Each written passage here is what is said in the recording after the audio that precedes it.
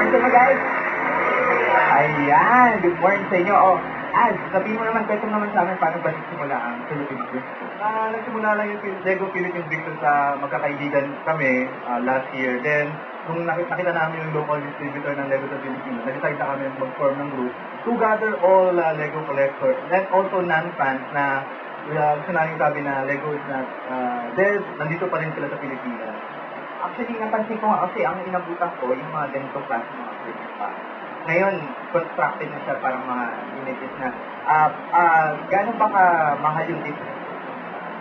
Yes, so compare with this kind of Lego. There are several different kinds. There's the brick-based Lego and one-on-one Lego. The best Lego is the original brick kind. Pero, matanong ko, Arlene, ano bang satisfaction yung makukuha ng isang tao if they use Lego as a toy? Yun nga, it actually covers all ages. For the kids, na-develop yung imagination nila, saka yung creativity nila. And then for adults, of course, like for instance, like si Nicolas. Si Nicolas, like he created this thing na out of his own imagination, he was able to do something as complex to resemble this figure. So for adults, it does that. And then for younger people, they can make houses, they can make... Actually nga kasi, napansin ko, inaasahan ko mga bata pa yung mga pupunta dito sa, today sa Good Morning Kuya, naisip ko, puro pala, mga adults pa rin yung mga nagko-construct. Tanongin ko lang si Nicolas, ano bang kinoconstruct mo right now? Also the picture is portrait. Okay. And how long siya para i-construct? It's been like this for the past 5 minutes. Actually, mabilis lang. Pero, paano ka ba gumawa ng construction?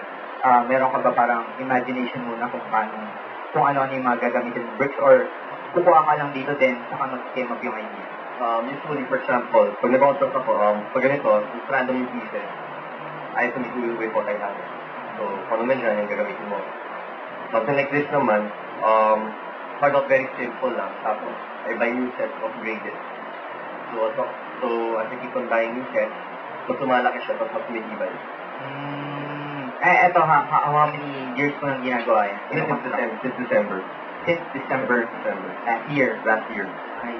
And, gano'n na kalaki nagagamit? Almost 6,000, 7,000. Wow. Ano ang satisfaction after creating that kind of image?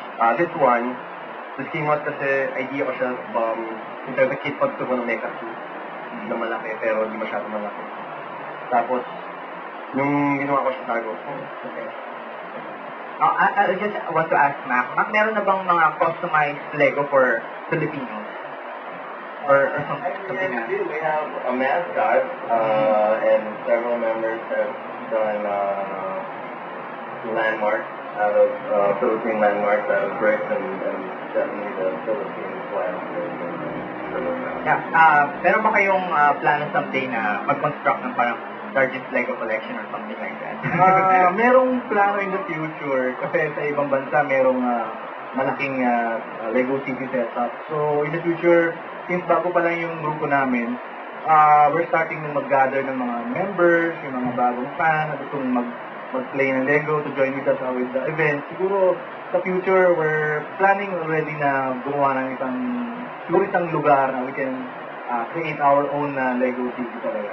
Ayan, para po sa lahat ng mga nanonood ngayon sa kanilang tahanan and sa lahat ng mga Lego enthusiasts, saan ba kayo pwedeng matagpuan o paano ba kayo pwedeng makontak? You can visit our Multiply website at philbricksters.multiply.com or you can email us at azrael@gmail.com or bili kayo ng Touch Magazine, yung new issue, naka-feature kami doon. And we have an event is coming Saturday, Sunday sa Ruslan Shangri-La. So invite all kids na pumunta doon to play with us and enjoy the fun with Lego. Ayan, right now naman, tingnan natin yung mga ginawa niyong Lego. Kanino ba ito? Sure. Anong name mo kuya? Rainer. Tell me something about your constructing Lego collection. Dragon siya. So, naisip ko siya nung I was watching a movie And after that, they got inspired, check it out. Meron na talagang constructed or parang manual on how to do this. It's based on creativity na. Something na you can develop through the years. Playing Lego for 25 years. Parang kinapatandaan mo na yun, ha? Lumaki ka na sa Lego. O yung ano naman, SpongeBob, kanino yan? Sa'yo rin ang SpongeBob, mahilig ka rin ba ng SpongeBob? So I was made by a son. So actually, I just want to say na Lego really is for all ages. And like him, he really invests in Lego and he helps his son din, di ba? Oh, how about the others? Kanino yung ibang mga Lego? Okay, ma'am?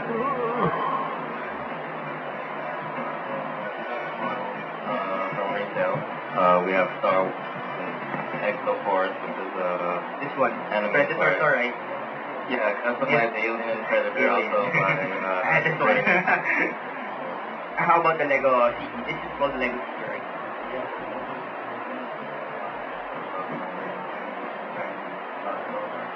Mm.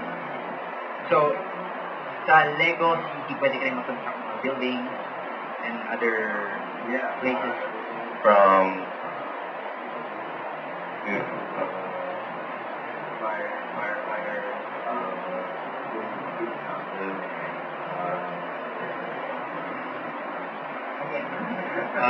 yeah, the city line covers everything from construction to police, buildings, and homes. For your upcoming